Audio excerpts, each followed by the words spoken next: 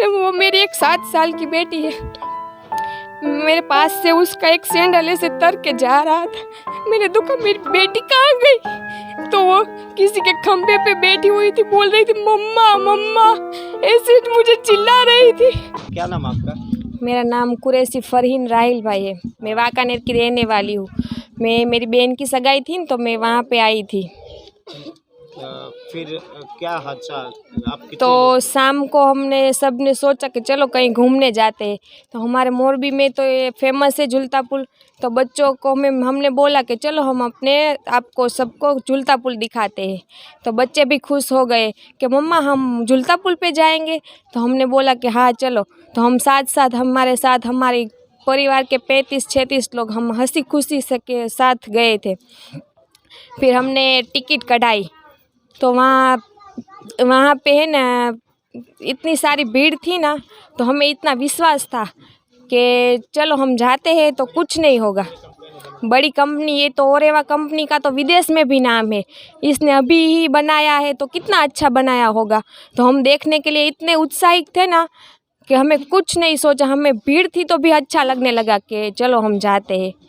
फिर हम बीच में पहुँचे, सभी लोग बोल रहे थे कि देखो तो कितनी भीड़ है, ये गिरेगा तो क्या हाल होगा। तो सब ऐसे मन को दिलासा दे रहे थे कि नहीं नहीं, तो ओरेवा कंपनी ने बनाया है, अच्छे कंपनी ने बनाया है, तो कुछ नहीं होगा कुछ नहीं होगा। तो बीच में पहुँचे तो हमने ऐसे गिरा है ना सर कि हम उसका बयान हम नहीं कर सकते। हमारा तो एक ही सहारा था, वो है ऊपर वाला।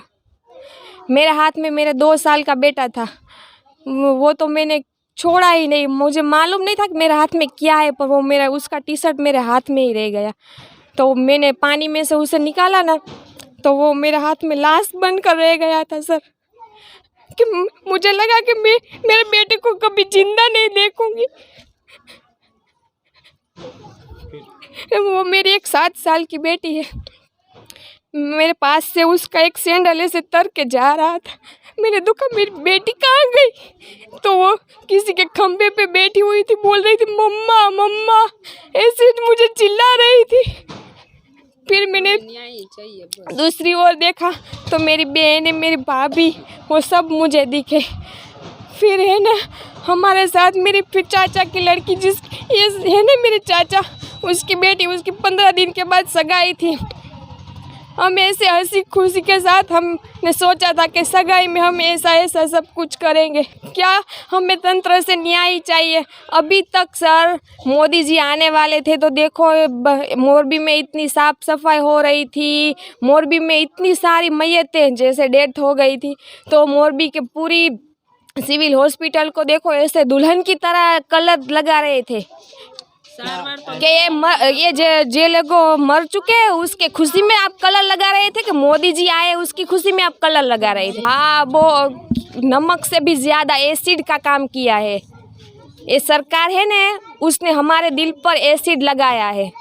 क्या आपकी हमारी यही डिमांड है सर, हम तो चाहते हैं ये जयसुख पटेल को आप हाजिर करो, या तो फिर आप पब्लिक के साथ ही छोड़ दो, पब्लिक के हवाले छोड़ दो।